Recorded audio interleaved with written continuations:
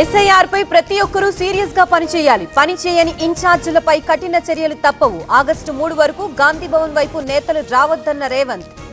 బహదూర్గూడ భూ వివాదంలో రైతులపై కేసు. ఎఫ్ఐఆర్ నమోదు చేసిన శంషాబాద్ పోలీసులు తమపై దాడులు చేశారని ఎస్ఐ వనజ ఫిర్యాదు. బహదూర్గూడలో మళ్లీ ఉద్రిక్తత. రైతుల్ని అక్రమంగా అరెస్ట్ చేశారంటూ గ్రామస్తుల నిరసన. అన్నదాతలకి మద్దతు తెలిపిన సవితా ఇంద్రారెడ్డి. కరీంనగర్ కలెక్టరేట్ లో మంత్రుల సమీక్ష. అధికారులతో పొన్నం శ్రీధర్ బాబు అడ్లూరి మీటింగ్. ఎలనినో ప్రభావంపై చర్చ. గోదావరి పెన్నా నదుల్ని అనుసంధానించాలి.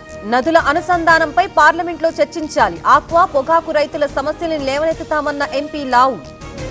ఢిల్లీలో ఆల్ పార్టీ మీటింగ్. రేపటి నుంచి పార్లమెంటు వర్షాకాల సమావేశాలు. కీలక బిల్లుల ఆమోదానికి సహకరించాలన్న కేంద్రం.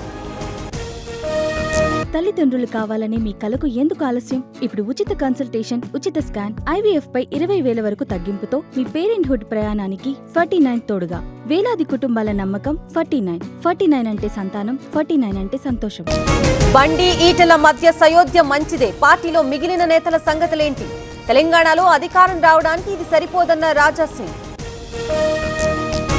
బీఆర్ఎస్ కాంగ్రెస్ పాలన ఒకేలా ఉంది. కేటీఆర్ రేవంత్ మధ్య చీకటి ఒప్పందం.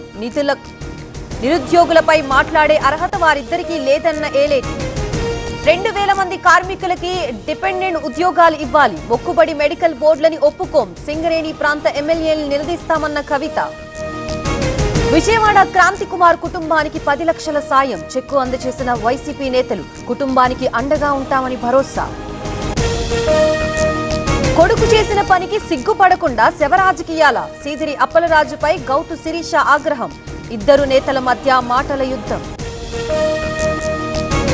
అయోధ్యలో వేల కోట్ల విరాళాల చోరీ. స్వతంత్ర సంస్థతో దర్యాప్తు చేపట్టండి. మోదీకి రాహుల్ మల్లికార్జున ఖర్గే లేఖ. అనకాపల్లి టు అయోధ్య కాశీ దివ్య దర్శన యాత్ర. 1,600 మంది ప్రయాణికులతో వెళ్లిన రైలు.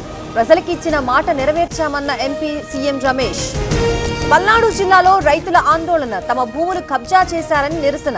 పిన్నెల్లి అనుచరుడు జింకల వెంకటేశ్వర్లపై ఆరోపణ. విశాఖ ఆర్కే బీచ్ లో తప్పిన ముప్పు. అలల్లో చిక్కుకున్న 3 జగిత్యాల పర్యాటకులు. సకాలంలో అప్రమత్తమై రక్షించిన లైఫ్ గార్డ్స్. మహిళా రిజర్వేషన్ బిల్లుకి డీఎంకే మద్దతు. 543 లోక్సభ స్థానాల ప్రతిపాదనని సమర్థిస్తాం.